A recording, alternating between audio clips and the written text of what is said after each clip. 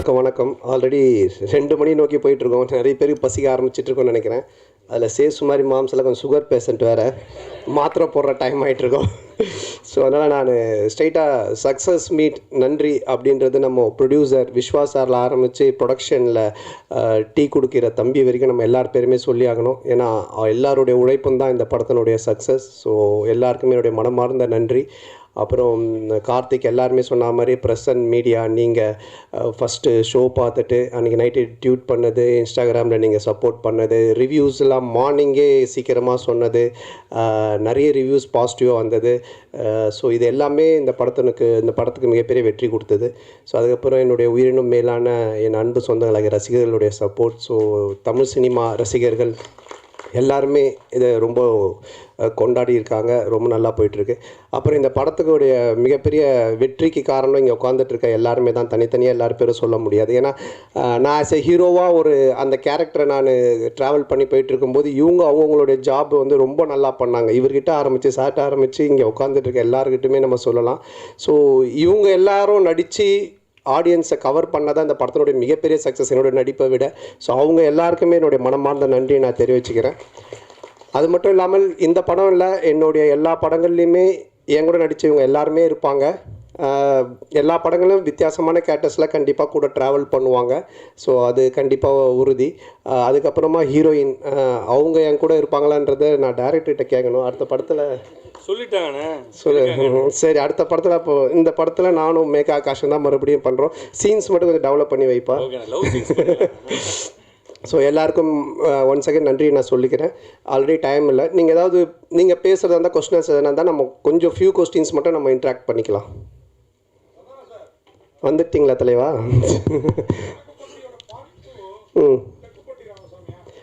இல்லை, தெற்குப்பட்டி தென்ராசு அப்படின்னு சொல்லி நாங்கள் ஒன்று யோசித்து வச்சுருந்தோம். ஆக்சுவலாக வடக்குப்பட்டியிலேருந்து அந்த சைடு போயிட்டோன்னு. பட் இப்போது அதை விட வேறு ஒரு ப்ராஜெக்ட் போயிட்டு இருக்கிறதுனால இது கண்டிப்பாக பண்ணுவோம். இல்லை, அது நீங்கள் பார்க்குறவங்க தான் முடிவு பண்ணிக்கணும். ஆத்திகராக பார்த்தீங்கன்னா இது ஒரு ஆத்திகர் படமாக தெரியும். நாத்திகராக பார்த்தீங்கன்னா இது ஒரு நாத்திகர் படமாக தெரியும். ஏன்னா மக்கள் ரெண்டுமே மிக்சடு, எல்லாருமே கலந்து சினிமாவை என்ஜாய் பண்ணுன்றதுனால அப்படி ஒரு கிளைமேக்ஸாக டேரக்டர் வச்சுருக்காரு. நீங்கள் ஆத்திகரா நாத்திகரா? அப்போ சாமி படம் தான். சொன்னானே சார். அதே மாதிரி ஹீரோயின் உங்கள் படம் எல்லாத்துலேயுமே பிரமாதமாக இருப்பாங்க, இந்த படத்துலையும் பிரமாதமாக இருக்காங்க. ஆனால் அவங்களோட ஒரு நல்ல ஒரு டூயட்டோ இல்லை லவ் சீனோ இல்லை. அதை இப்போ கேட்டிங்க. அடுத்த படத்தில் இந்த படத்தில் காமெடி எல்லாமே எக்ஸ்ட்ரானரி ஜனரஞ்சகமாக பிரமாதமாக இருந்தது. அந்த விஷயம் எங்களோட அந்த ஃபீலிங்கையும் புரியல. இல்லை, உங்களுக்கு இது நான் எழுதி கொடுத்து கேட்ட மாதிரியே இருக்கும். யாருன்னா பார்த்தாங்கன்னா இவன் மனசில் இருக்கிறதெல்லாம் அவன் மூலமாக கேட்குறாமலன்ட்டு. இல்லை, இப்போ கூட நான் சொல்கிறேன், இந்த காஸ்டியூமும் இந்த ஹேர் ஸ்டைலும் வேறு யாராவது போட்டு வந்தாங்கன்னா நன்னு படத்தில் வர பேய் மாதிரி தான் இருப்பாங்க. ஆனால் அவங்கள பாருங்கள் எவ்வளோ பியூட்டிஃபுல்லாக இருக்காங்கன்னு. இவங்களோட எந்த சீனுமே இல்லை தான். நான் தான் கேட்டேன் கார்த்திக்கிட்ட, இவனும் உங்களை பேர் தான் வச்சுருக்கேன், ஆனால் இந்த ரசனை வர மாட்டுது, நான் என்ன பண்ணுறது? அதனால் அடுத்த படத்தில் கண்டிப்பாக வச்சுருக்காரு. கேட்டுங்க, அவங்க கேட்குறாங்க, நான் கேட்கலைங்க.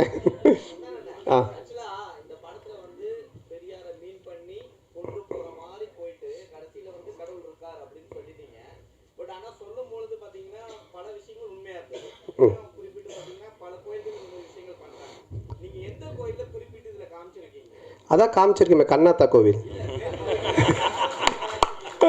இல்லை, நீ இந்த கொஸ்டினை வேறு மாதிரி மீன் பண்ணி கொண்டு போகிற போல். அந்த மாதிரி எந்த கோவில் எதையுமே நம்ம இது பண்ணல. எந்த கோவிலாக இருந்தாலுமே அதை வச்சு கடவுளை வச்சு காசு பண்ணுறவங்க மேலே தப்பு. அதே மாதிரி அந்த கடவுள் நம்பிக்கையை வச்சு அரசியல் பிரச்சனை பண்ணுறதும் தப்பு அப்படின்றது தான் காமிச்சிருக்கோம். உனக்கு எப்படி தோணுது? கடவுள் நம்பிக்கை இருக்கிறவங்களுக்கு இருக்குது, இல்லாதவங்களுக்கு இல்லை. ஸோ அதனால் அவங்க 2 பேருக்குமே அது பொதுவாக தான் வச்சுருக்கோம். என்னை பொறுத்த வரைக்கும் இருக்குது. நான் சாமி கும்பிட்றவன், நான் ஆன்மீகவாதி, நான் கடவுள் நம்பிக்கை உடையவன். இப்போ கூட கயிறு கட்டிகிட்டு இருக்கேன். அதனால் என்னை பொறுத்த வரைக்கும் இருக்குது. இல்லாட்டி நான் சூளை வச்சுட்டு நிற்கவே மாட்டேன். அதனால் சார், இந்த படம் ரிலீஸுக்கு அப்புறம் இந்த முன்னாடி அவர் கேட்டார்ல அந்த இஷ்யூ, அது மக்களுக்கு கிளியர் ஆகிடுச்சுன்னு நம்புறீங்களா? ஆமாம், இல்லைனா இது வெற்றி படமாக இருக்காது. யாருமே சிரிச்சிருக்க மாட்டாங்க, கைத்தட்டி இருக்க மாட்டாங்க, ரிவ்யூஸ் நல்லா வந்திருக்காது. நீங்கள்லாம் பார்த்துட்டு பாராட்டி எழுதியிருக்க மாட்டீங்க. நீங்களே இந்த கேள்வி இப்போ கேட்டிருப்பீங்களா, வேறு ஏதாவது தான் எழுதியிருப்பீங்க. அதனால் அது மக்கள் ஏற்றுக்கிட்டாங்க. மக்களுக்கு புரிஞ்சிடுச்சு இவங்க என்ன சொல்ல வந்திருக்காங்க. அதுவும் இந்த கண்டென்ட் இன்றைக்கி காமெடி பொறுத்த வரைக்கும் ஹாரர் காமெடி, அப்புறம் ஃபேமிலி காமெடி, இப்படி நம்ம லவ் ராம் காமெடிலாம் போகலாம். ஆனால் ஒரு சோஷியல் காமெடி பண்ணுறது ரொம்ப கஷ்டம். டேரக்டரால் ஈஸியாக பண்ணவே முடியாது. ஏன்னா சோஷியல் கண்டென்ட்டில் கை வைக்கும்போது ரொம்ப பார்த்து வைக்கணும். ஏன்னா 2 விதமான ஆட்களுமே இருப்பாங்க. ஸோ அது ரொம்ப கார்த்திக் பியூட்டிஃபுல்லாக ஹேண்டில் பண்ணதுனால 2 விதமான ஆடியன்ஸுமே என்ஜாய் பண்ணுறாங்க. நாத்திகரும் என்ஜாய் பண்ணுறாங்க, ஆத்திகரும் என்ஜாய் பண்ணுறாங்க. ஸோ அதுக்கு உண்மையிலேயே டேரக்டருக்கு தான் நம்ம பாராட்டு சொல்லணும். அதே மாதிரி கூல் சுரேஷ் இந்த கண்ணாடி நீங்கள் கொடுத்ததா தான் சொன்னார். அதுக்கு அந்த கருப்பு பெயிண்ட் அடிச்சிருக்கலாம்ல படத்தில் வர்ற மாதிரி.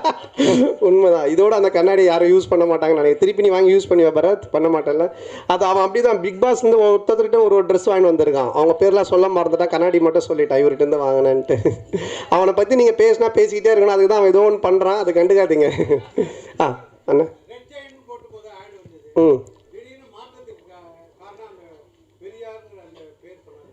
ஆமாம், அது ஃபஸ்ட்டு அந்த ஒரு இஷ்யூ ஆச்சு.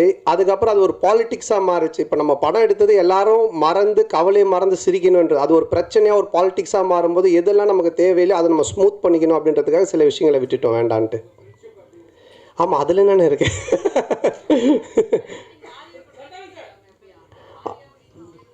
ஆமாம், அதில் ஒரு ஹீரோயின் கிடச்சிட்டாங்க, இன்னொரு ஹீரோயின் மட்டும் கிடைக்கல. கொஞ்சம் அப்படியே பார்த்துக்கிட்டு இருக்கோம். எங்கே பத்திரிகை உலகின் நயன்தாரா மட்டும் இருக்கீங்க, அனுஷ்காவை காணோம். அனுஷ்கா வரலையா? அதை விட முக்கியமான இதில் அண்ணா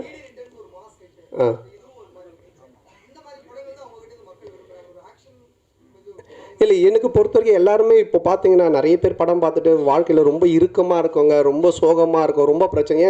மேபி சைக்காட்டிக் டாக்டர் 2-3 பேர் எனக்கு அவங்க பேஷண்ட்ஸ்க்கு மெயினாக இந்த ஷோஸ் எல்லாம் போட்டு காமிச்சிருக்காங்க. ஏன்னா இன்றைக்கி மக்கள்கிட்ட ரொம்ப இறுக்கம் தான் இருக்குது. எல்லாருமே முகத்தில் ஒரு சோகம், ஒரு சந்தோஷமே இல்லை. அட்லீஸ்ட் நம்ம கடவுள் ஒரு விஷயத்தை கொடுத்துருக்கேன். நான் என்னோட சின்ன வயசில் ஆரம்பிக்கும் போது என் கூட இருக்கிற எல்லாரும் நான் சிரிக்க வச்சுக்கிட்டே இருப்பேன். அது வந்து பாலாஜி அண்ணனோட சேர்ந்தேன். அப்போ அவர் வந்து வாப்பா என் கூட டிவியில் நடிப்பான்னு என்னை கூப்பிட்டு வந்தார். அப்புறம் அந்த காமெடி பார்த்துட்டு சிம்பு கூப்பிட்டு எனக்கு மன்மதனில் சான்ஸ் கொடுத்தாரு. ஸோ என்னுடைய நோக்கம் எதுவாக இருந்துச்சுன்னா என்னை சுற்றி இருக்கிறவங்கள சந்தோஷமாக வச்சுக்கணும், சிரிக்க வைக்கணும். அது கடவுள் எனக்கு ஒரு லைஃப் கொடுத்தாரு, ஒரு சினிமான்னு. அப்போது அதை நம்ம செய்யணும் அப்படின்றதான் என்னுடைய நோக்கமாக இருக்குது. அதை நோக்கி தான் நான் போயிட்டு இருக்கேன். என்னுடைய படங்கள்னால நீங்கள் வந்து சிரிக்கலாம், கவலையை மறந்து என்ஜாய் பண்ணலாம். இது மட்டும் தான். சதன சார் இங்கே பாருங்க, உங்களுக்கு லெஃப்ட். சொல்லுங்க சார். படம் ஃபுல்லாக சூப்பராக இருக்குது. ஆனால் வந்து கட் சீன் வேறு அதை விட நல்லா இருக்குது. ஏன் நீங்க இல்லன்னு சொல்லிட்டு அது கட் பண்ணிட்டீங்களா இல்ல வந்து டைரக்ட் பண்ண வேலையா? அது இல்ல என்னன்னா ஒரு ஃபுல் லென்த் பார்க்கும்போது உங்களுக்கு கதை நகர்ந்து போகும்போது சில சீன்ஸ் ரொம்ப காமெடியா போயிட்டு இருந்தாலும் கதைக்குள்ள போனா கொஞ்சம் லேக் ஆகும். அப்போ அதை வந்து எடிட்டர் எங்கே எடிட்டர் சாரா அவர் கையில் இருக்குது, எங்கள் கையில் கிடையாது. அவரே வந்து கட் பண்ணிடுவாங்க. அதுக்கு தான் அவர் வேலையாக கொடுத்து வச்சுருக்காங்க. இல்லைங்க இது காமெடி நல்லா இருக்குது, ஆனால் பட் இங்கே கதை கொஞ்சம் மிஸ் ஆகுதுன்னா அவர் கையில் இருக்குது அந்த கத்திரி. சந்தானம் சார், அதே மாதிரி முன்னாடிலாம் நீங்கள் ஹீரோவுக்கு நண்பராக வர்றப்போ கூட உங்களையே பார்த்துட்டு இருக்கணும்னு தோணும். இப்போ நீங்கள் ஹீரோ ஆன பிறகு உங்கள் கூட இருக்கிறாங்களா பெஸ்ஸஸ், மாறன், ரவி மரியா சார், கூல் சுரேஷ், இவங்களெல்லாம் அவங்களுக்கும் ஸ்பேஸ் கொடுத்து நடிக்கிற மாதிரி தெரியுது. இந்த மாற்றம் எதனால் எப்போலேருந்து நகர்ந்தது? இல்லைண்ணா, இப்போ ஒரு காமெடின்னா அந்த காமெடி நடக்கிறதுக்கு மற்றவங்க சுற்றி இருக்கிறவங்க அதுக்கு ஆக்ட் பண்ணணும், அதுக்கு ஸ்பேஸ் தரணும். நானும் பேசுவேன் காமெடி, அவரும் பேசுவார், இவங்களும் பேசுவாங்கன்னா அது சண்டை மாதிரி ஆகிடும். அதனால தான் நிறைய படத்தில் நிறைய காமெடியன்ஸ் இருப்பாங்க, ஆனால் காமெடி ஒர்க் அவுட் ஆகாது. என்ன ஆகுனா சண்டை மாதிரி ஆகிடும். என் மேலே பஞ்சு முடியணும், இல்லை நான் தான் பஞ்சு பேசுவேன், அப்படி அது பண்ணக்கூடாது. அங்கே ஒருத்தர் செட்டிலாக ப்ளே பண்ணணும், மற்றவங்க அது யார் பண்ணுறாங்களோ அவங்க கொஞ்சம் பண்ண வைக்கணும். அப்போ தான் காமெடி ஒர்க் அவுட் ஆகும். ஸோ அதை நான் இந்த படத்தில் பண்ணேன். இதுக்கு முன்னாடி இதுக்கப்புறம் வர படங்களே அதான் நான் பண்ணுவேன். என்னுடைய ரோல் நான் பண்ணிவிட்டு சுற்றி காமெடியன்ஸ் அவங்க என்ன பண்ணுறாங்களோ அதுக்கு நம்ம ஸ்பேஸ் கொடுத்து ஒர்க் பண்ணுறது. ஸோ இதுதான் காமெடியோட ஃபார்முலாவே. இப்போ நான் ஒன்று சொல்கிறேன்னா அதுக்கு நீங்கள் அமைதியாக இருந்தால் தானே சிரிப்பு வரும். நீங்களும் நானும் மாற்றி மாற்றி பேசிக்கிட்டு இருந்தால் அப்படி இருக்கும். ஸோ அது அந்த ஒரு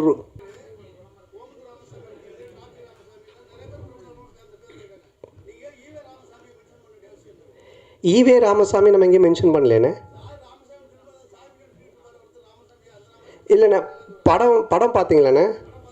படத்தில் அந்த பையன்கிட்ட வந்துட்டு கடவுள் நம்பிக்கை இல்லைன்னு ஒன்று சொல்லுவாங்க அவங்க அம்மா. அதாச்சும் வந்து கடவுள் இருக்காரான்னுவாங்க. நான் இவ்வளோ கஷ்டப்படுறேன், பானை செய்கிறேன், நான் எப்படி கடவுளை நம்புறதுன்னு அவன் சொல்லுவான். அதுதான் அந்த கேரக்டர் கேட்பார், நம்ம ஜம்புலி ஜெகன் கேட்பாங்க. இது வந்துட்டுண்ணே நம்ம வந்து இல்லைண்ணா, இப்போ வந்துட்டு நீங்கள் குப்புசாமி, கந்தசாமி என்ன பேர் வேணாலும் வைக்கலாம். நம்ம படத்தில் ராமசாமி, வடக்குப்பட்டி ராமசாமின்னு வச்சதுக்கு காரணம் என்னென்னா டைரக்டர் வந்து கவுண்டமணி சாரோட ஃபேன், நானும் அவருடைய ஃபேன். டிக்கிலோனான்றது அவரோட டயலாக்கு. அதே மாதிரி வடக்குப்பட்டி ராமசாமின்றது கவுண்டமணி சாரோட டயலாக்கு. இதுக்கப்புறம் நானும் ஆர்யா நடிக்க போகிற படத்துக்கும் கவுண்டமணி சார் டயலாக் தான் வச்சுருக்காங்க. இதே இந்த ஒரு டயலாக் வராமல் இந்த நான் சொன்ன இந்த காரணங்கள்லாம் இல்லாமல் திடீர்னு நீங்கள் ராமசாமின்னு ஏன் வச்சிங்கன்னு கேட்டிங்கன்னா அது சரியாக இருக்கும்.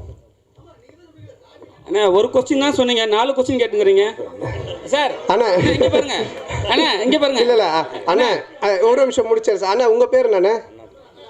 அண்ணாதோரா. அப்போ நீங்கள் வந்து ஏடிஎம்கேல வந்துட்டு இதுவாக இருக்கீங்களா? டிஎம்கே வந்துட்டு ஏன் நீங்கள் அண்ணாதோரன் பேர் வச்சிருக்கிறீங்க அப்படின்னு கேட்டால் என்ன சொல்லுவீங்க? என்னென்ன இதா அடுத்த கொஸ்டின் அண்ணா, சோஷியல் மீடியாவில் வந்து சங்கின் வந்து ஒரு பெரிய ஆக்டரை சொல்லியிருந்தாங்க. அதுக்கப்புறம் நீ அந்த ஈவேரா மேட்டர் எடுத்துன்னு வந்து உங்களையும் வந்து சங்கின்னு சொன்னாங்க. அதுக்கு ஏதாவது பதில் இருக்கா உங்களுக்கு? சங்கின்றது என்னங்க? இப்போ நான் கூட 6வது, நான் வந்து 6வது இல்லை, நான் ஸ்கூல் படிக்கும்போது ஒரு பொண்ணை லவ் பண்ணியிருந்தேன். அந்த பொண்ணு பேர் சங்கீதா. நான் சங்கின்னு தான் கூப்பிடுவேன். அதுக்காக சங்கி ஆகிடுமா? என்னங்க இருக்கு? நெக்ஸ்ட் ஓகே சார், அதே டயத்தில் இப்போ ஒரு கேள்வி. இதான் இப்போ நேர்கள் ரவி சார் பேசுகிறப்போ வடக்குப்பட்டி ராமசாமிக்கு சலாம் போடுங்கன்னாரு. லால் சலாம் ரிலீஸ் ஆகிருக்கு, அடுத்த வாரத்தை நோக்கி போகிறதுனால அந்த டைலாகை யூஸ் பண்ணாரா தெரியலீங்களா? சார்கிட்ட தான் கேட்கணும் அவர் என்ன மீனிங்கில் சொன்னார் அப்படின்னு சொல்லிட்டு. ஆனால் ஏதாவது முடிச்சது லாஸ்ட் கொஸ்டினா?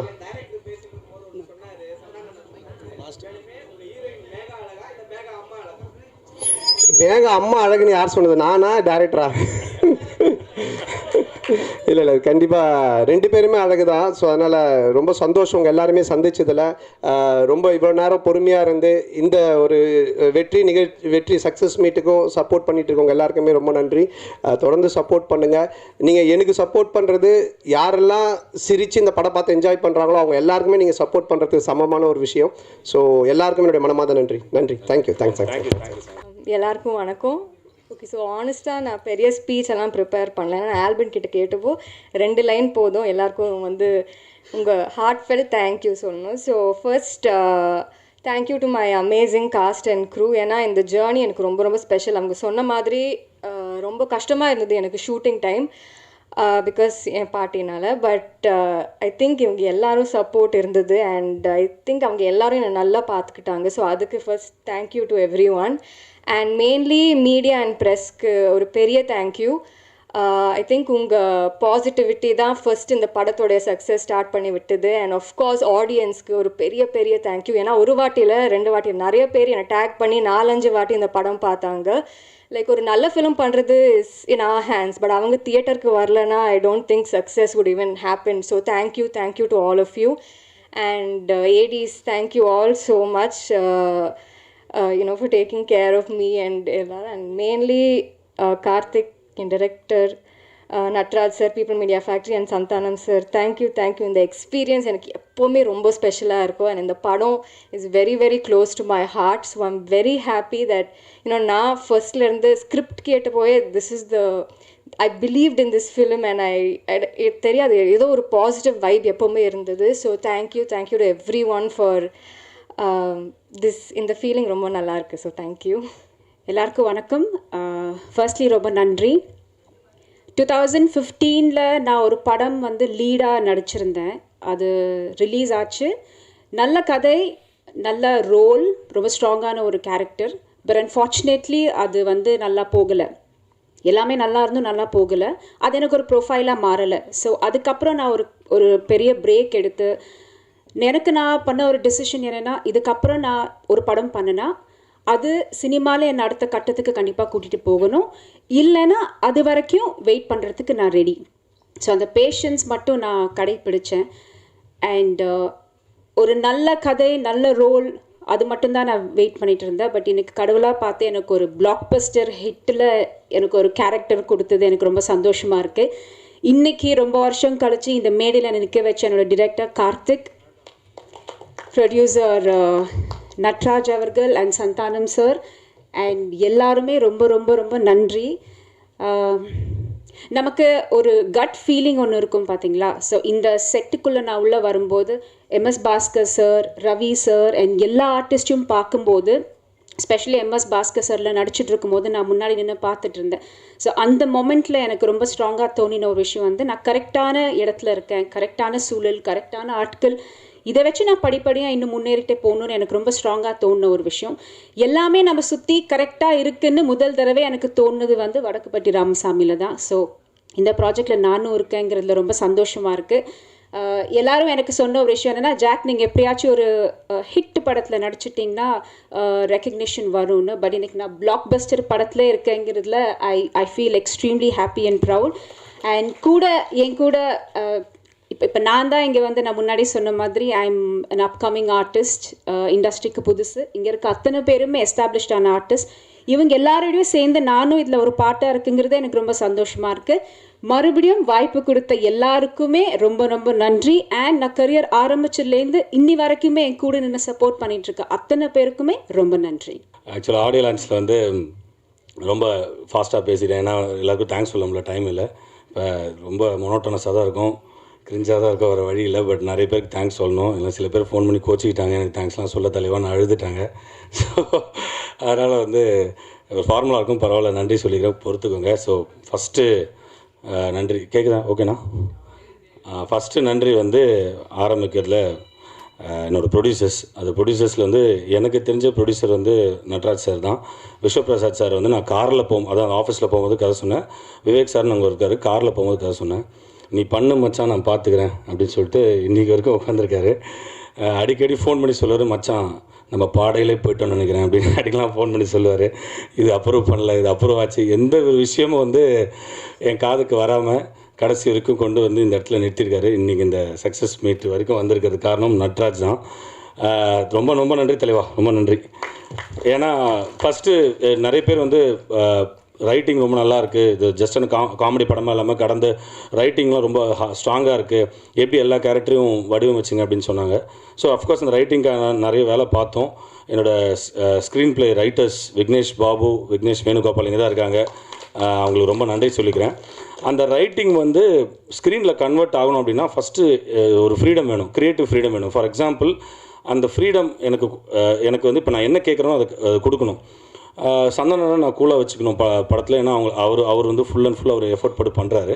இப்போ அந்த ஃப்ரீடம் வரணும் அப்படின்னா உள்ள க்ரியேட்டிவிட்டிக்குள்ளே தலையிடக்கூடாதுன்னு இல்லை, கதை கேட்டுட்டு ஓகே பண்ணிட்டா அந்த நம்பி விடணும். அந்த நம்பிக்கை வந்து 63 நாள் கொடுத்தாரு. சத்தியமாக சொல்கிறேன், அதுக்கு என் சைட்லேருந்து நான் ஒரு மனமார்ந்த நன்றி சொல்கிறேன். ஏன்னா எந்த ஒரு ஷார்ட்லேயும் தலையிடல, நீ என்ன வேணால் எடு மச்சான், நீ எதை வேணால் பண்ணு மச்சான் அப்படின்ற மாதிரி. இது வரைக்கும் ஒரு சஜஷன் ட்ரெய்லரில் கூட இந்த ஷார்ட் போட்டால் நல்லாயிருக்கும், ஆனால் அவர் 1-2 சொல்லுவார், அந்த 1 சஜஷன் நான் வச்சுப்பேன். ஸோ அந்த அளவுக்கு வந்து எனக்கு க்ரியேட்டிவ் ஃப்ரீடம் கொடுத்ததுனால தான் அது ஸ்க்ரீனில் கன்வெர்ட் ஆச்சு.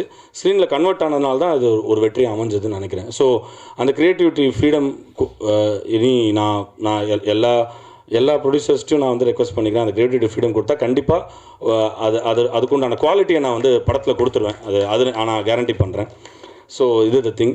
And coming to technicians, first இந்த படத்தோட தூண் மிஸ்டர் தீபக் அங்கே சைலண்ட்டாக உட்காந்துருக்காரு பாருங்கள். அவர் என்னென்னா ஃபஸ்ட்டு நாள் வந்து ஒரு புக் எடுத்துகிட்டு வந்தார். எதுக்கு தலைவர் புக்கெல்லாம் எடுத்துகிட்டு வரீங்கன்னு கேட்டேன். இல்லை இந்த புக்கை வச்சு நான் அப்பப்போ நான் ரிலாக்ஸ் டைமில் படிச்சுப்பேன் புக்கு அப்படின்னாரு.